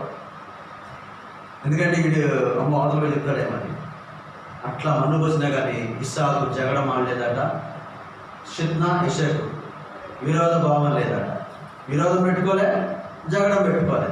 అప్పుడు దేవుడు ప్రత్యక్షమై ఇస్సాకు బేర్షెబాలో ప్రత్యక్షమై ఈ దేశంలో నీకు తోడుగా ఉంది అని 100 ఆయనకు తోడుండి అక్కడదే ఆదికాండం 26:12 ఆ మనుషుడు మిక్కిలు గొప్పవాడైనంత వరకు యెహోవా అతనికి తోడుగా ఉన్నాడు. క్రమక్రమంగా అభివృద్ధి పొందాడు, 100 ఆశీర్వదించబడ్డాడు. కారణం ఏంటంటే నేను నీకు తోడై ఉన్నా. దేవుడు తోడై ఉన్నవాడు ఏం చేస్తాడు? మేలు చేస్తాడు. ఇస్సాకు మేలు చేసిండు, ఫిలిష్తీయులకు మేలు చేసి పంపించిండు. వాళ్ళు అంటారు ఒక తర్వాత వచ్చి, అయ్యా నీకు దేవుడు తోడే ఉండటం మేము చూస్తున్నాం, మేము కూడా నీకు మేలే చేసిన అంటున్నారు. ఏం చేశారు? మన్ను పోసుకొచ్చి. కానీ ఇస్సాకు మేలు చేసిన వాళ్ళకి, ఇస్సాకు నాసిన మాట వాళ్ళు ఆడ కవరింగ్ చేసుకుంటారు. కొంతమంది తింటే ఏం చేశారంటే మేలు మన్ను పోసుకుని మేలు చేసేట అక్కడికి వచ్చాక మేము నీకు కీడు చేయలేదు కదా, మేలే చేసి పంపించినాం కదా అంటున్నారు. కానీ ఇస్సాకు అంటున్నాడు, మీరు నాకు కీడు చేసినా సరే దేవుడు నాకు ఏం చేసినాడు? మేలు చేసినాడని శత్రువులకు విందు చేశాడండి. వాళ్ళకి ఏం చేసినాడు? విందు చేసి వాళ్ళకి ఆ రాత్రి భోజనం చేయించి సాగనంపుతున్నాడు. మన ఎవరిని సాగనంపుతాం? మన మిత్రులు సాగనంపుతాం. శత్రువు వాడు పోతాడు, కన్నెత్తి కూడా చూడం. మన శత్రువు పోతాడు ఏం పోయిందా పోయిందా పోతాడు అడుగు. మనం చూడం, శత్రువు పోతాను చూస్తామా? వాడు వైపు కూడా ఎత్తి చూడం, కన్నెత్తి చూడం. మిత్రుడు పోతాంటే అక్క బాయ్ అక్క, అమ్మ తిరిగిందాక, బస్సు పోయిందాక, టర్నింగ్ పోయిందాక, బస్ స్టాండ్కి పోయి బస్ దిగిపోయిందాక, రైల్వే స్టేషన్ పోయి ఏరోప్లేన్ అక్కడ కూడా పోయి ఏమండి విమానాశ్రయం కూడా పోయి టాటా చెప్తాం. ఇస్సాకు గురండి ఆత్మీయుడు కాబట్టి నేర్చుకున్నాడు, దీవించబడ్డాడు కాబట్టి శత్రువులను సాగనంపుతా ఉన్నాడు. ఈరోజు నా మిత్రులను సాగనం పెట్టలేదు, బయటికి పోతుంది, బయటకు వచ్చి బాగా పెట్టలేదు. మా పిన్న ఉన్నప్పుడైతే నేను అప్పుడు లారీలు కదండి, అక్కడ దాకా పోయి నడుచుకుంటూ పోయి లారీలు ఎక్కుతుంది. లారీ ఎక్కిన దాకా అక్కడ కంచిగాడు చూసేది, ఇక్కడ ఊరికి పోతుంది జాగ్రత్త అనేది. అది ప్రేమ అండి. మేము కూడా అంతే, 2 బంధువులు పోతుంది. మా చిన్నప్పుడైతే మా పిన్నం పోతుంది ఎంత ఏడ్చేటోళ్ళం, రోడ్డు దాకా పోయేటోళ్ళం. మా పిన్న కూడా మా కోసం మేము బస్సు ఎక్కియాలంటే రోడ్డు దాకా వచ్చేది. మళ్ళీ 2 కిలోమీటర్లు నడుచుకుంటూ పోయేది. అప్పుడు ఆటోలే, బస్సులే, లారీలే, మరి ఈ కూడా సైకిల్ కూడా, మోటార్ సైకిల్ కూడా. ప్రేమను బట్టి ఎంత క్రైమ్లను ఏం చేస్తాం? క్షమిస్తాం. అందుకని ఇస్సాకు కూడా తన శత్రువులు తన ఇంటికి వస్తే విందు చేసి భోజనం పెట్టించి వాళ్ళు కీడు చేసినప్పుడు కూడా సాగనంపుతా ఉన్నాడు మీరు చేసి. దాని ద్వారా ఏమైందంటే శత్రువులు వచ్చి ఒక మాట చెప్పారు, నీకు దేవుడు తోడుగా ఉన్నాడు. దేవుడు తోడుకున్నాడు కాబట్టి మేలు చేశాడు కాబట్టి 100 ఫలం పొందాడు, 100 ఫలం పొందాడు, గొప్పవాడయ్యాడు. మనల్ని కూడా గొప్ప చేసిందంటే మనకు కీడు చేసిన కూడా మనం మేలు చేసింది, గొప్పవాళ్ళు చేస్తాం. దావీదు గొప్పవాడు కాదు, దావీదు అంతకంతకు వర్ధిల్లిన, సౌలు అంతకంతకు నీరసింది. వర్ధిల్లాలంటే మేలు చేద్దాం, మేలు చేయవాడు దేవుని సంబంధం.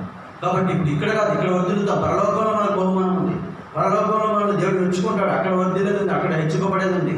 కాబట్టి దాని కొరకు ఎట్టి వారిని గురించి నిరాశ చేసుకోనక శత్రువులకి, ద్వేషించే వారికి, కిడి చేసేవారికి మేలు చేద్దాం, విశ్వాస గృహంలోకి చేరిన వారికి మేలు చేద్దాం, అందరి ఎడలా మేలు చేద్దాం. ఎందుకు అంటే మన ప్రభు మనకు మాదిరించాడు. పేతురు రాసిన మొదటి పత్రిక 2:20 అంటాడు,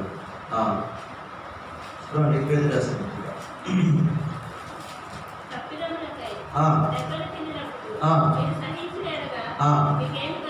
ఏమి కలము మేలు చేసి బాధపడ్డప్పుడు సహించినడరా అది దేవునికి హితమాట. పిలవబడ్డామా? పిలవబడి ఎందుకట? తప్పిదములకై దెబ్బలు తింటే ఏముంది? తప్పు చేసినట్టు దెబ్బ తిన్నాను. తప్పు చేయకుండా దెబ్బ తిననుకోండి. మేలు చేసి బాధపడినప్పుడు అది దేవునికి ఎందుకు క్రైస్తవుడు అనేందుకు బాధపడాల్సి వచ్చింది. దేవుడు నమ్ముకున్నందుకు మనకి ఆయన కీడు చేసినా మనం ఏం చేయలేదు, కీడు చేయలేదు కాబట్టి బాధపడాల్సి వస్తుంది. ఇందాక చెప్పాక దేవుడు నమ్ముకోకపోతే పరిమాణం అనేది కీడు చేస్తారు. దేవుడు నమ్ముకున్నాం కాబట్టి ఆయన మేలు చేసినా ఆయన కీడు చేసినా మనం మేలు చేయాలి. ఇప్పుడు తప్పిదములకై దెబ్బలు తింటే ఫలితం ఉంది, మేలు చేసి దెబ్బలు తింటే ఫలితం ఉంది, మేలు చేసి కీడు అనుభవిస్తే ఫలితం ఉంది. ఎందుకు మనం పిలువబడ్డాం? ఇది దేవునికి హితమాట. హితం అంటే చెప్పండి, దేవుని దృష్టికి మంచిది. దేవుని దృష్టికి మంచిది ఏంటంటే మనము మేలు చేసి కూడా కీడు నుంచి దేవుని దృష్టికి మంచిది. అది నీకు కూడా మంచిది.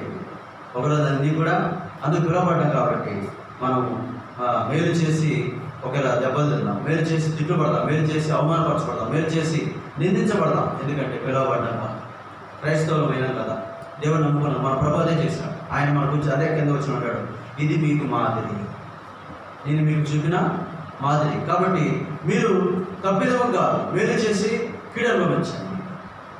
అలాగ చేయడం మనం పిలువబడ్డాం. ఇంకా అంటాడు చూడు 3:18 దేవుని చిత్తం అలాగున్నలా కీడు చేసి శ్రమపడ్డ కంటే మేలు చేసి శ్రమపడ్డా.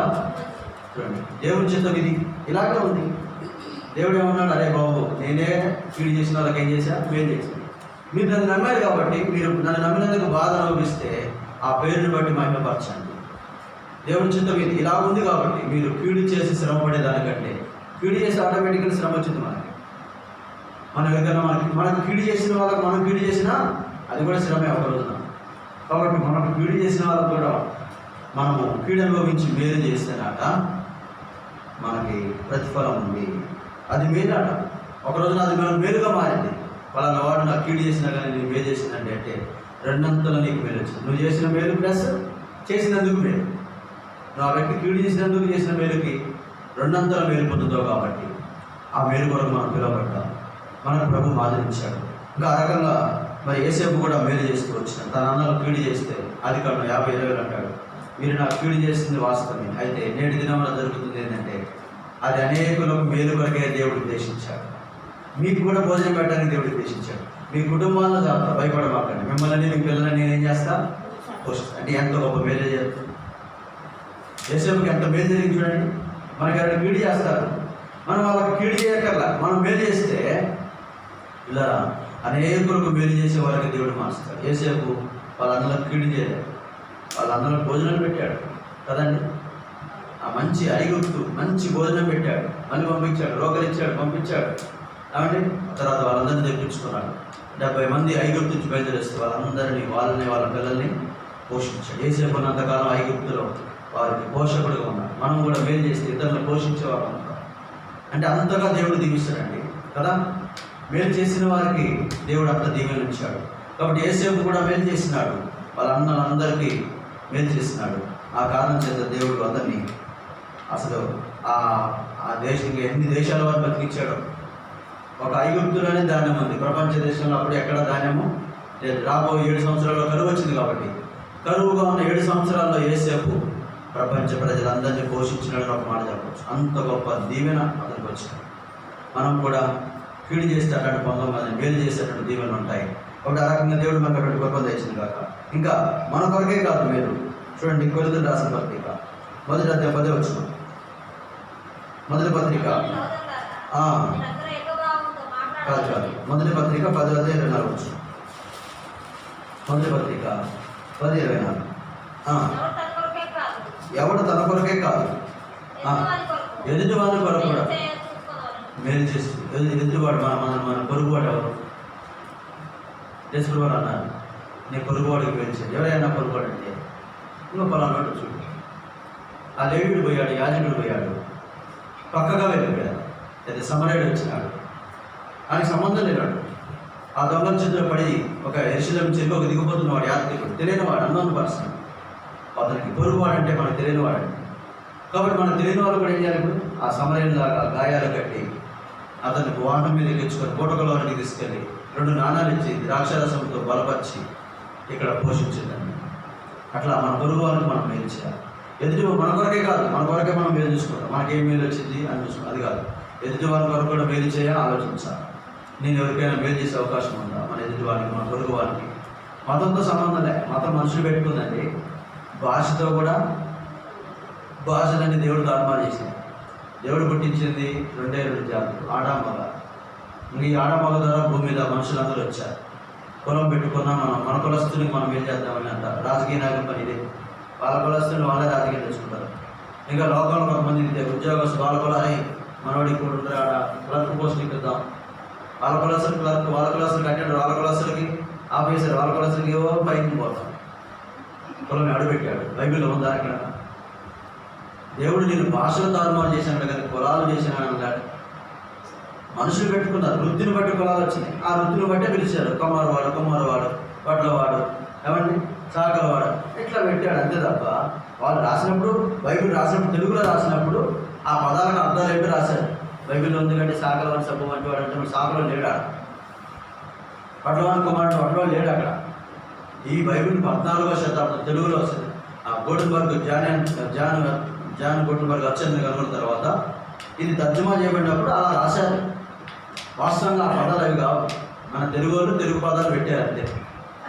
కాబట్టి కొన్ని మనకు కావాలంటే ఇంగ్లీష్లోకి వెళ్ళాలి, మరలా ఇంకా కావాలంటే ఒరిజినల్ కావాలంటే హెబ్రూలోకి వెళ్ళాలి, గ్రీక్ భాషలోకి వెళ్ళాలి. మనకు ఎవరికి తెలుసు ఆ భాష.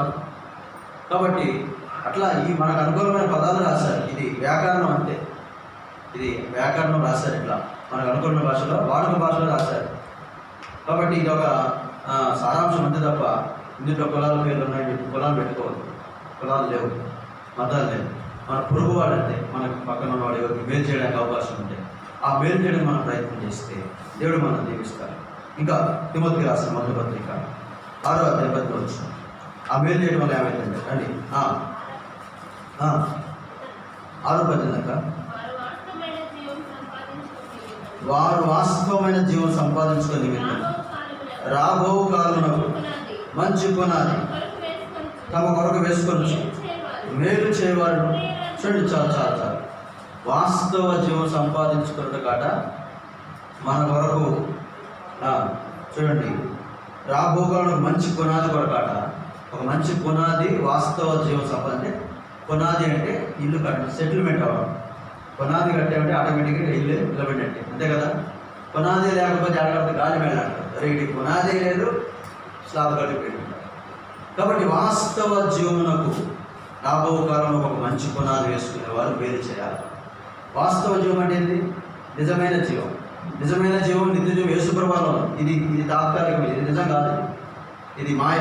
ఇది ఒక రోజునంతా ఏమైపోయింది, ఇది నిజం కాదు, ఇది కలగన్న వాళ్ళు ఉంటాం. చచ్చిపోయినాడు ఇంత కలగనట్టు అయిపోయిందండి. వచ్చాడు పోయాడు, కలగనట్టు అయిపోయింది. అవును, మన జీవితం కళ లాంటిది.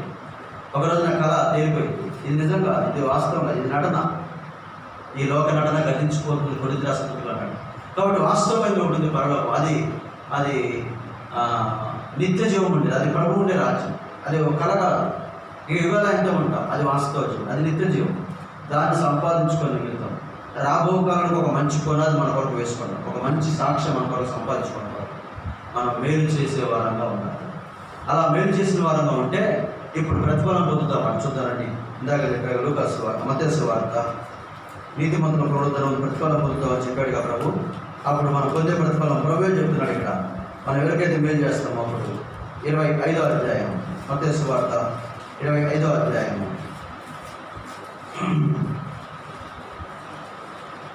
35వ వచనం నుంచి నేను చదువుతా గమనించండి. 34 నుంచి 40 దాకా నేను చదువుతా గమనించండి. చదివి మనం ప్రార్థన చేసుకున్నాం. అప్పుడు రాజు తన కుడివైపు ఉన్న వారిని చూసి, నా తండ్రి చేత ఆశీర్వదించబడి వాళ్ళ రండి, లోకం పుట్టిన మొదలుకొని మీ కొరకు సిద్ధపరచబడిన రాజు స్వతంత్రించుకోండి. నేను ఆకలిగొంటిని, మీరు నాకు భోజనం పెట్టింది, దప్పిగొంటిని, నాకు దాహం ఇచ్చింది, పరదేశిన ఇంటిని నన్ను చేర్చుకోండి, దిగంబరిన ఇంటిని నాకు బట్టలు ఇచ్చింది, రోగిన ఇంటిని నన్ను చూడవచ్చింది, చెరసాలలో ఉంటిని నా ఎద్దుకు వచ్చిందని చెప్పచ్చు. అందుకు నీతిమంతులు, ప్రభువా, ఎప్పుడు నీవు ఆకలిగొని నీకు చూచి నీకు ఆహారం ఇచ్చింది, నీవు దగ్గుగా ఉంటే చూసి ఎప్పుడు దాహమిచ్చివి, ఎప్పుడు పరదేశం వెంట చూసి నీవు చేర్చుకొట్టివి, దిగంబర వెంట చూసి బట్టలిచ్చివి, ఎప్పుడు రోగం వెంట చెరసాలు ఉంటాయో చూసి నీ ఎదుగు వచ్చిందని ఆయన అడిగారు. అందుకు రాజు, మిక్కిలి అల్పులైన నా సహోదరుల్లో ఒకరికి మీరు చేసింది కనుక నాకు నువ్వు చేసిన నిత్యముగా మీతో చెప్పుచున్న వారితో అన్నాడు. ఏంటంటే మనం చేసే మేలు చెప్పండి. అన్నము, నీళ్ళు, బట్టలు, హాస్పిటల్లో ఉంటే రోగాల్లోకి పోయి చూసి రావడం అండి, చలి కాల్చుకోవడం, దుప్పట్లు, ఈ మిక్కిలి అల్పులేని నా సహోదరులు ఇద్దరు ఉంటారు. ఆత్మీయంగా చూసుకుంటేనేమో ఆయన సహోదరులు ఎవరంటే సేవకులు. మేము ప్రభు సేవ చేయడానికి వచ్చాడు. అమ్మ వినండి, ప్రభు సేవ చేయడానికి వచ్చాడు. ఆ బాధ్యతలు మాకు అప్పగించుకోడు. పేదలు నేను నీకు అప్పగించుకోతాను. పేదలు లాంటి సేవకులు మేము కదా. మిక్కిలి అల్పులైన సహోదరులు అంటే మేము ఏమి అంటే ఉన్నా లేకపోయినా విడిచిపెట్టి రావాల్సింది. ఏమంటే ఇల్లు ఉన్నా ఇల్లు లేకపోయినా ఉన్నదాన్ని విడిచిపెట్టి రావాలి. ఇంకెప్పుడు మేము ఎవరు అల్పులం. సేవకుడు అంటే కింది స్థాయి. సేవకుడు అంటే అక్కడ కాదు, ఆయన అక్కడ యజమానుడు అంటే పై స్థాయి, సేవకుడు అంటే దాసుడు కింది స్థాయి కదండి. సేవకుడు కింది స్థాయి అంటే అల్పులము, మేము అల్పులము. కాబట్టి ఈ అల్పులైన వారికి, మిక్కిలి అల్పులైన ఈ నా సహోదరులకు, ఏ సేవకుడికి బట్టలు లేవు ఆ సేవకుడికి పక్షంగా ఎందుకు తెచ్చినాడు? సేవకుడికి భోజనం పెట్టేది, సేవకుడికి బట్టలు కొనిచ్చేది, సేవకుడికి కానుకలు ఇచ్చేది, సేవకుడు రోగంతో ఉంటే వచ్చి చూసేది, సేవకుడికి ఏదైనా ఎవరిథింగ్ ఇందులో రావండి. ఎప్పుడు ప్రభు అంటే మిక్కిలి అల్పులైన నా సహోదరులకు మీరు చేసింది మా బుద్ధిలే ప్రభు అంటే మీరు చేసిన సంగతి కూడా ఏం చేయదురా అంటే అర్థం ఏంటంటే రోజు చేస్తానంట. ఒకరోజు చేసేది మంచి కదా, గుర్తుందా? రోజు చేసేదానికి గుర్తుపెట్టుకోవాల్సిన అవసరం లేదు. రోజు చేసేదంతా మీరే. సేవకులుగా మాకు చేసేదంతా మీరు చేసేదంతా, మాకు భోజనం పెట్టినా, మంచినీళ్ళు ఇచ్చినా, ఏమంటే బట్టలు ఇచ్చినా, బట్టలు కొనిచ్చినా, దుప్పట్లు కొనిచ్చినా, రోగంలో ఉంటే, సమస్యలతో ఉంటే మమ్మల్ని ఆదరించేదంతా ఈ మిక్కిలి అల్పులైన సహోదరు చేశారు. కాబట్టి నీతిమంతులకు అంటున్నాడు, మీకు ప్రతిఫలం ఉంది. నా తండ్రి చేత మీరు ఏం చేశారు? ఆశీర్వదించబడ్డారు. రండి, మీ కొరకు సిద్ధపరచబడ్డారు రాజ్యం. భూమిని సిద్ధపరిచిన అనుభవించడానికి ఇంకా దీంట్లో తరగల సంపద పెరిగినాయండి. అందున్న సర్వ సంపదలన్నీ నా సొంతమయ్యా. పరలోకంలో సంపదలు కూడా ఈ భూమి మీద సంపదలే కాదు, ఏ తరగలేదు, ఇంకా పరలోకంలో దొరుకుతాయా? అందుకని మీ కొరకు సిద్ధపరచబడే రాజ్యం. భూమిని సిద్ధపరిస్తేనే ఇన్ని వేలులు ఉన్నాయి. గాలి, నీరు, ఆహారం ఎన్నో అనుభవిస్తున్నాం. పరలోకంలో ఇంకెన్నో ఉన్నాయో కదా. అవి కంటికి కనబడలేదు, చెవికి వినబడలేదు, మనుషుల హృదయానికి గోచరం కావట్లేదు. అలా పరలోకం ఎట్లుందో అర్థం. కానీ ఆత్మ ద్వారా దేవుడు తన వాక్యంలో బయటపరిచి కొన్ని విషయాలు నమూనాగా తెలుసుకుంటున్నాం. పరలోకంలో చేసిన మేలుకు ప్రతిఫలం ఉందా లేదా? కాబట్టి అంటున్నాడు ప్రభు, కొంతమంది ఎడమైపున్న వారు శపించబడిన వాళ్ళ మీరు ఏమీ కీడు చేశారు, మిక్కిలి అల్పులైన వారికి చేయలేకపోయినారు. అంటే ఇంకొక రకంగా చెప్తే, వాక్యానుసారంగా చూసుకుంటే బీదలైన వాళ్ళు ఉంటారు. మనకు బీద చేయడం చేస్తున్నప్పుడు ఏం చేయాలి? వాళ్ళకి మంచినీళ్ళు ఫస్ట్ ఆపాదించాలి. ఒక పూట భోజనం, రెండోది బట్టలు, మూడోది, నాలుగోది చలిపరచుకోవడానికి దుప్పటి, రోగంతో ఉంటే ఐదోది హాస్పిటల్కి వెళ్ళి ఒక 100 రూపాయలు చేస్తున్నాయి. రోగులకు ఎందుకు పెట్టాలా? మళ్ళీ పెడతారా? అది ఆలోచించకూడదు. ఈ అక్కకైతే చెప్పాను నేను, ఎవరైనా హాస్పిటల్లో ఉన్నాడు పాపం, అక్క మీరు నాకు మళ్ళీ డబ్బులు అంటే ఇస్తాను, ఇంకా నాకు తోచింది ఇచ్చా, ఒక 5,000 ఇచ్చాను. మళ్ళీ ఇప్పటివరకు నేను వాళ్ళని ఏం అడగలేదు, అడగకూడదు కూడా. వాళ్ళు నాకు అంతకంటే ఎక్కువ ఇచ్చారు, చాలా ఇచ్చారు. ఆ రకం చూసుకునే సేవకుడిగా నేను సేవకు వచ్చిన కాంచి కదా. అందుకే నేను జరగా ఈ అంటదా, ఇమ్ము అని ఇద్దరు పెట్టుకుని ఒక్క కూతురు కాదు, జలకకి 2 కూతురు, ఆ ఇద్దరు కూడా ఇమ్ము పక్కల. అంటే మీ ఇంటికి వస్తే వెళ్తారు, మా ఇంటికి వస్తే ఏమి తెస్తారు. మనం అట్ట ఉండకూడదు. మన ఇంటికి ఎవరు వచ్చినా మనమే పెట్టాలా, ఎవరింటికైనా పోయినా మనమే తీసుకుపోవాలా. అంతే కదా అమ్మగారు? మన ఇంటికి ఎవరు వచ్చినా పోదు తీసుకోదు, కొంచెం టీ తాగిపోదు, కొంచెం అని ఏదైనా ఇచ్చేవాళ్ళు. మళ్ళీ వాళ్ళ ఇంటికి పోయినా మనమే ఇచ్చేటట్టు ఉండాలి. మనమే అటువంటి కనీసం ఒక ఆయన అంటాడు, అన్నా ఇంత బాధలో ఉంటే ఒక సేవకుడు వచ్చాడు నా దగ్గరికి, కనీసం ఒక 50 రూపాయలు అట్టుపండి తేలాలంటాడు. నిజమండి, ఇది వాస్తవం. నా ఇంటికి వచ్చినప్పుడు నా బిడ్డ అనారోగ్యంతో ఉంది, అనారోగ్యంతో ఉన్న దగ్గరికి తీసుకొని పండ్లు పరాలే కానీ అదే కదా. ఎంగేజ్మెంట్ పెట్టారు, ఒకటి ప్లేట్ అంటే పెడతారు. రోగంతో ఉన్న వాడికి పదాలు మంచిది, ఆ బిడ్డ బాగుపడిందో అని ఒక 50 రూపాయలు అట్టుపండి తేడా పెట్టాడు అన్న. ఆ సేవకుడికి నేను వస్తే 500 ఇస్తాను. నా ఇంట్లో మీటింగ్ పెడితే 500 ఇస్తాను. మా సేవకుడే. నాకు బాధ అనిపించింది. సేవకులు జరగలా ఉండదు, సంఘబద్ధులు జరగలా ఉండదు, విశ్వాసం జరగలాగా పోయినా ఇచ్చి రావాలా, వచ్చినా పెట్టి పంపించాలి. అప్పుడు మనకేమైందండి, మిక్కిలి అలుపులేని నా సహోదరులకు మీరు చేసినది నాకు చేసినట్టు. ఎవరు చేసినట్టు? మనుషులకు చేసినట్టు కాదు, మనస్ఫూర్తిగా మనం చేసే మేలు, మనం ఇచ్చే కానుక, మనం పెట్టే భోజనం, అది ఏ విధంగా సరే చిన్నదేనగా కనపడిందండి. కొంతమంది అంటారు ఎంతో పెద్ద పిలిచి అన్న చిన్న కానుక ఉంచని అంటారు. అది ఇంటికి పోయి లెక్క పెట్టుకుంటే 5,000, ఇంటికి పోయి లెక్క పెట్టుకుంటే 10,000 ఇచ్చినాడు నేను ఒక ఆయన మందిలో రిజిస్ట్రేషన్కి. లెక్క పెట్టుకుంటే 10,000 రూపాయలు. ఏంటి చిన్న కానుక అన్నారు అంటే అది వారికి ఇంకా దేవుని పేరట చేసేదంతా. నీకు 5 లక్షల స్థలం నువ్వు పెట్టుకుంటే నేను ఇచ్చే 10,000 రూపాయలకి చిన్న కానుక కదా అంటున్నాడు. ఏందన్నా ఇంక ఇచ్చినారంటే అంతే కదా. అవును, మనం దేవుడికి ఎంత చేసినా అది చిన్నదే. రుణస్తులం, మనం ఎన్నటి రుణస్తులం. దేవుని పేరట మనం ఏది చేసిన పిల్లలు మన చేతనైనప్పుడు, సాధ్యమైనప్పుడు, చేతనైనప్పుడల్లా మేలు చేస్తూ ఉంటే నీతిమంతులకు ప్రతిఫలం రాబోతుంది. ఎప్పుడు చూడండి, ఎవరు అసలు ఇచ్చిన పాపాన్ని కూడా పుచ్చుకున్న పాపాన్ని కూడా అట్లా ఉండకూడదు. ఇచ్చేవారని ఉంటారు. మనల్ని ఇచ్చేవారుగా ఉంచాడా, అడుగునేవారుగా ఉంచాడా? చెప్పండి. ఇచ్చేవారికి ఇచ్చాడు. మీరు అప్పు ఇడి, అప్పుడు మీకు ఇవ్వబడుతుంది. ఇచ్చేవారుగా ఉండాలా, మీరు త్వరగా ఉండాలా. తోగ్గా ఉండడానికి ఇప్పుడే నేను చదివి ఆరాధనలో స్పర్జన్ గారు మనం ఆత్మీయ విషయంలో త్వరగా ఉండాలి, ఇచ్చే విషయంలో త్వరగా ఉండాలి, ప్రేమించే విషయంలో త్వరగా ఉండాలి. అప్పు ఈడు కానీ అప్పు మాత్రం ఏం చేయదు అంటే అలాంటి వారుగా ఉండడం మనం మేలు చేయాలి. మనం మేలు చేస్తే దేవుడు మనం ఇచ్చేవారుగా మార్చుతాడు, మనల్ని దీవిస్తాడు. కాదంటే చూడండి, ఒక మాట హెచ్చరిక తీసుకొని మనం బలోకి వెళ్ళిపోదాం. యాకోబు రాసిన పత్రిక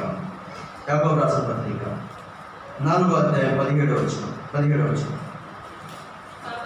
కాబట్టి మేలైనది చేయనరిగి ఉండి అలాగూ చేయని వారికి మీకు పాపము కలిగింది. మళ్ళీ పాపం వస్తుంది. చూడండి, పాపం నుంచి రక్షించబడ్డాన్ని ఆరాధించి మళ్ళీ బల్లో పాల్పొందేటప్పుడు ఇగో ఇది మేలు రా బాబు, ఇట్లా మేలు చేయి, ఇన్నట్స్ అన్నీ లేవు, ఆహారం పెట్టు, వస్త్రాలు లేవు, డబ్బులు లేవు, రోగిని చూసిరా, విశ్వాసం నాకు చేరిన వారికి, అందరి ఎడల, శత్రువుల ఎడల, ద్వేషించేవారి ఎడల, మేలు చేసిన వారికే కాదు కీడు చేసిన వారి చేయరా బాబు అంటే అలాగే ఎరిగి ఉండి కూడా చేయకపోతే ఏమైందా మళ్ళా పాపం వస్తుంది. మేలైనది చేయనరిగి ఉండు అలాగూ చేయని వారికి మనం ఎరుగుతున్నాం. ఇప్పుడు వాక్యం తెలుసుకున్నాం. ఇంతవరకు ఒకవేళ మనం ఎవరికైనా మేలు చేయలేదా? ఇంతవరకు మనం మేలు చేసిన వాళ్ళకి మేలు చేసినామా? ఇంతవరకు కీడు చేసిన వాళ్ళకి కీడు చేసినామా? అది మానుకున్నాం. కీడు చేసిన వాళ్ళు కూడా ఏం చేద్దాం, ఇప్పుడిచ్చి ఇవాళ నేర్చుకునేది. ఇవాళ ఏం పోయి నేర్చుకున్నారమ్మా? 1 గంట దాకా కూర్చున్నారు. అమ్మ 1 దాకా కూర్చున్నారు. ఏం నేర్చుకున్నారు? మరి ఇద్దరు పోయి పిల్లగాడి వాళ్ళు బడికి పోతే 2 లక్షలు వస్తాయి అన్న కదా. పాఠం నేర్చుకుంటాడు, ఒక లెసన్ నేర్చుకుంటాడు, ఒక ఎగ్జామ్ నేర్చుకుంటాడు. ఏమండి ఈరోజు స్క్రిప్ట్ టెస్ట్ ఉంటే, 1 డే స్క్రిప్ట్ టెస్ట్ ఉంటే పాస్ అయ్యేస్తున్నాడు వాడు. మరి మనకి ప్రతి వారం ఎగ్జామ్ ఉంది, ఆ బలలో పాస్ అవుతున్నామా? విశ్వాసులు ప్రతిరోజు అయ్యా క్షమించు ఫెయిల్ అయినాడే. ఏమైనా ప్రభు నాలో దావీదులాగా అనాలమ్మా, కొన్నే కాదు అంటే ఏమీ లేవు కాబట్టి నా మట్టుకది నాకేం లేవు ప్రభా నీకు ఆయాస్కరమైన మార్గం నా ఎందు ఏమైనా ఉన్నదేమో చూడు, నాకైతే లేదనిపిస్తా ఉంది అంటే దావీదు ఏమైనాడు? పాస్ అవుతున్నాడు. ఎందుకు? నా ఉద్దేశమును నెరవేరుస్తున్నాడు, నా చిత్తం నెరవేరుస్తున్నాడు, నా హృదయం తెలుస్తున్నాడు. నా హృదయంలో ఏముందో అది ఆయన హృదయంలో ఉంది కాబట్టి అలా చేస్తున్నాడు. అలా చేసినప్పుడు కూడా హృదయానుసరణ దావీదు అంటున్నాడు, నాలో నీకు ఆయాస్కరమైన ఏదైనా ఉందో చూడు, నిత్య మార్గం నేను చేయి అంటే నాకేం కనిపించలేదు కానీ ప్రభా నువ్వు నాకంటే పైన ఉన్నావు, నాకంటే అధికుడు, నా హృదయ రాజు, నా హృదయ సింహాసనం ఏలేవాడు, నా హృదయం నీకు తేటగా కనపడింది, నా హృదయంలో రహస్యాలు, హృదయంలో మోసాలు, హృదయంలో వేషధరణ, హృదయంలో సమస్త కల్మషం పాపము నీకు తెలుసు కాబట్టి నా యందు ఏమైనా ఉన్నదేమో చూడని ఏమీ లేని వ్యక్తి దేవుడికి ఏమైనా కనపడి సరి చేసుకుందామని క్షమించమన్నాడు. అంతే. మనకి ఏముందో మనకు అన్నీ తెలుసు అంటే మనం ఫెయిల్ అవుతాం. పాస్ కాదు. వాళ్ళ దగ్గరికి వచ్చినప్పుడల్లా ఏమవుతున్నాం? 34 మార్కులు దగ్గరికి వచ్చి ఆగిపోతున్నాం. బస్ ప్రతి వారం 34 మార్కులే. ఎప్పుడైనా 35 మార్కులు వచ్చినాయంటే ఎప్పుడు వస్తాయి? ఇంకా మనం పాస్ కాకపోతే, మనం జయించకపోతే ప్రభు వస్తున్నాడు జయించే వారిని కొనుక్కోవడానికి. ఎప్పుడు పోతాం త్వరలో? ప్రభు వచ్చిన కొనుక్కోము, ప్రభు రాకపోయినా పోము. ప్రభు రావడం ఆశించుకో సత్తా సచ్చి నరకంలో పోతాం. ప్రభు వచ్చిన ఒకవేళ మనం జయించలేకపోయిననుకోండి అట్లా కూడా పడతాం. రెండో పునరుద్ధానమే, మొదటి పునరుద్ధానం. కాబట్టి మేలు చేద్దాం. మేలు చేసేవారం ఉంటే దేవుడి సంబంధం వాడు మేలు చేస్తూ జీవిస్తాడు. అలా చేయకపోతే వానికి పాపం కలిగింది. పాపంలో చేత మరణం తర్వాత నరకం, మళ్ళీ నరకంలో పోదాం. ఏమైంది? మాట కండి, మాట. ఫస్ట్ ఏమన్నాడు? సహోదరులారా, మాటలు తప్పిపోతున్నాం. కాబట్టి కపట మాటలొద్దు, చెడ్డ మాటలొద్దు, మాటలు తక్కువ. సమాధానాన్ని వెతికేయండి, వెంటాడండి. దాన్ని వెంటాడు ప్రభు సమాధానం. దాన్ని వెంటాడదాం, ఆయన వెతుకుదాం, ఆయన వెంబడిద్దాం. ఆయన మనకు ఆదరించాడు, ఆయన మేలు చేయడం విసుకలేదు, మేలు చేస్తూ వెళ్ళాడు. కాబట్టి మనం కూడా దేవుడు తోడైన కొలది మనం మేలు చేద్దాం. ప్రభు నాకు తోడైన కొలది నేను మేలు చేయాలని తీర్మానం చేసుకుని బల్లో పాల్గొంటాను. ప్రభు నువ్వు నాకు తోడుగా ఉండు, నేను నీకు నేను అందరికీ మేలు చేస్తాను, నువ్వు చేసినట్టు నేను కూడా మేలు చేయాలి ప్రభు, నేను మేలు చేస్తూ సంచరిస్తానని ఒక తీర్మానంతో మనం బల్లో పాల్గొంటే ప్రభు మనకు అలా సహాయపడతారు. ఏదో విన్నాం వెళ్ళిపోతున్నాం అనుకుంటే కుదరదు. మనం మేలు చేస్తేనండి ఇతరులు దేవుళ్ళలోకి వచ్చేది. మనం చేసిన మేలే ఒకరోజు ఏం చేస్తానా, ఆ రోజు మీరు చేసిన మేలే కదా నాకు ఎంతో సహాయం, ఆ రోజు మీరు అన్న మాటే నాకు ఎంతో బలం ఇచ్చింది, అది కూడా మేలే, మాట కూడా మేలే కదండి.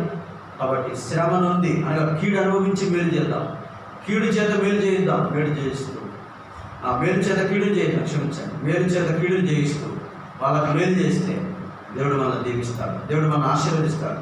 మనకు ప్రతిఫలం ఉంది. నీతిమంతుల పునరుద్ధరణలో మత్తయి సువార్తలో సిద్ధపరచబడిన రాజ్యంలో కుడివైపున ఉన్నవారు ఎవరట?